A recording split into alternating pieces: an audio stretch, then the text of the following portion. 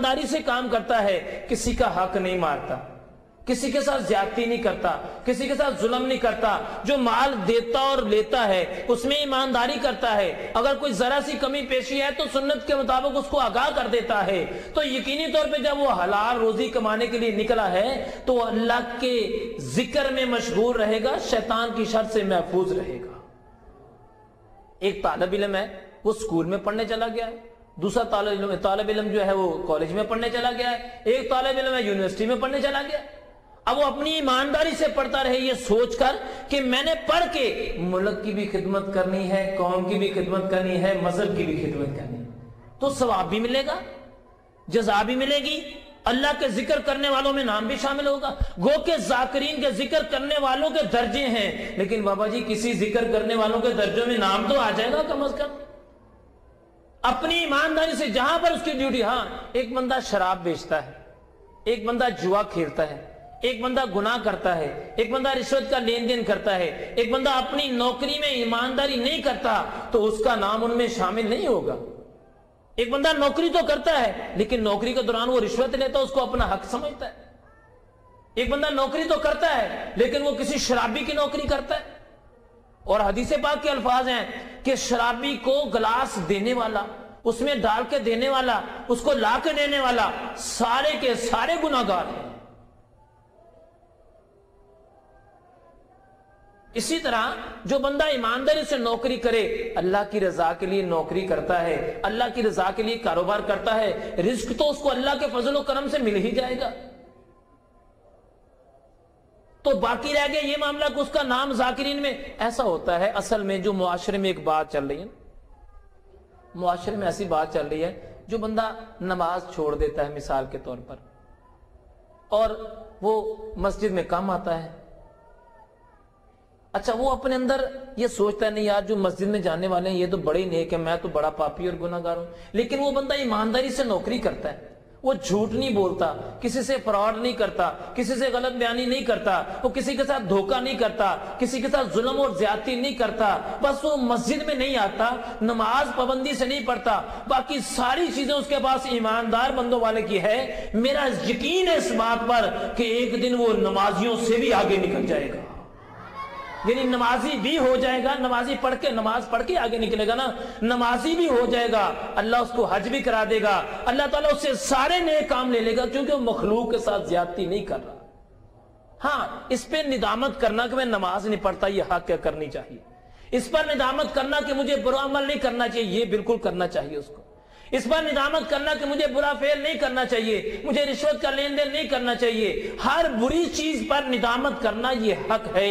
अगर बंदा इस तरह, हाँ वो नमाज नहीं पढ़ता, सोचता यार मैं नमाज नहीं पढ़ता, मुझे पढ़नी चाहिए और मैं इंशाल्लाह जरूर पढ़ूंगा, रोज सोचता है मैं नमाज पढ़ूंगा, वो शैतान के जाल में फंसा है। लेकिन अल्लाह के फजलो करम से जो वो ईमानदारी कर रहा है, नेकी से नौकरी कर रहा है, ईमानदारी से अपना कारोबार कर रहा है, धोखा नहीं करता, फ्रॉड नहीं करता, अल्लाह के फजलो करम से इसी बरकत से एक दिन वो नमाजी भी हो जाएगा, परहेजगार भी हो जाएगा। और एक बंदा कारोबार तो करता है, वो नमाजें भी सारी पढ़ता है, रोजे भी रखता है, हज भी सालों साल करता है, ज़कात भी देता है, लेकिन मखलूक के साथ ज्यादती भी करता है, रिश्वत का लेन और देन भी करता है, झूठ बोलने से बाज भी नहीं आता, धोखा करने से बाज भी नहीं आता, झूठी कस्में खा के अपना माल बेचता है, अपने कारोबार के अंदर फ्रॉड और झूठ रख के फिर कारोबार को करता है।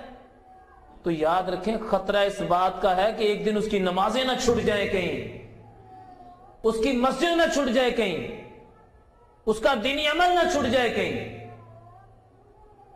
और जो बंदा ईमानदारी से अपनी नौकरी, अपना कारोबार, अपना घर बार चलाता है, दीन से वो दूर है, लेकिन याद रखें नमाज ही दीन नहीं है।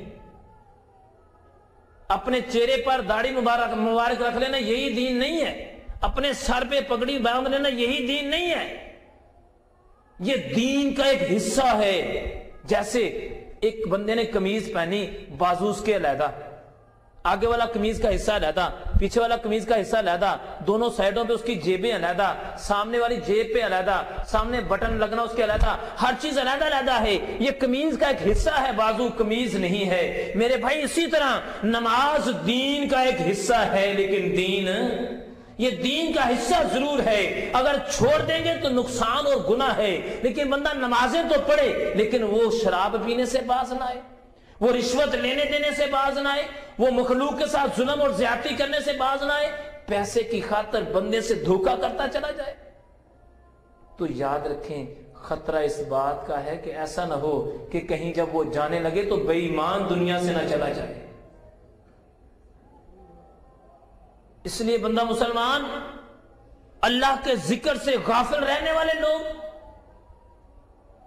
جو اللہ کے ذکر سے غافل رہتے ہیں اللہ ان سے ناراض ہو جاتا ہے. اب سمجھیں غفلت کس کو کہتے ہیں؟ جو بندہ اپنی نوکری کو ایمانداری سے نہ کرے، جو بندہ اپنے کاروبار میں جھوٹ اور فراڈ کرے، جو بندہ جو اسٹوڈنٹ پڑھنے کے لیے جاتا ہے وہ اچھے طریقے سے جا کے اپنی تعلیم حاصل نہ کرے، جو بندہ دنیا میں رہ کے معاشرے میں رہ کے لوگوں کے ساتھ اچھا سلوک نہ کرے، بد اخلاقی کرے، اور پھر یہ دعویٰ بھی کرے کہ نہیں یہ تو میرا اپنا ذاتی معاملہ ہے، کسی کو میرے سے کیا غرض ہے. مولانا روم رحمۃ اللہ تعالیٰ نے اس بات کو بڑے اچھے طریقے سے نقل کیا. آپ فرماتے ہیں ایک آدمی تھا، اس نے اپنے گھر کے سامنے ایک جھاڑی لگائی تھی، کانٹوں والی جھاڑی تھی. جو بندہ بھی اس جھاڑی کے پاس سے گزرتا تھا وہ زخمی ہوتا تھا. سب لوگوں نے اس کو سمجھایا کہ بھائی دیکھ تو اپنے گھر کے آگے سے یہ کانٹے دار جھاڑی ہٹا دے کیونکہ اس سے لوگ زخمی ہوتے ہیں. کہنے لگا تمہیں اس سے کیا ہے، میں نے اپنے گھر کے آگے لگائی ہے. باری باری سب کو جو پوچھے اسے کہہ رہے تمہیں اس سے کیا، اپنے گھر کے آگے میں نے لگائی ہے. تمہیں اس سے کیا، میں نے اپنے گھر کے آگے لگائی ہے. مولانا روم رحمۃ اللہ تعالی علیہ فرماتے ہیں کہ ہر شخص نے یہ جھاڑی اپنے گھر کے آگے لگائی ہے، اس جھاڑی کا نام ہے بد اخلاقی کی جھاڑی. ہر ملنے والا زخمی ہوتا ہے اور ہر کہتا ہے نہیں میں نے اپنے گھر میں لگائی ہے. یہ جو بد اخلاقی کی جھاڑی ہے نا، جو بندہ اس کو ہٹا دیتا ہے تو مالک اس سے بڑا راضی ہوتا ہے. پھر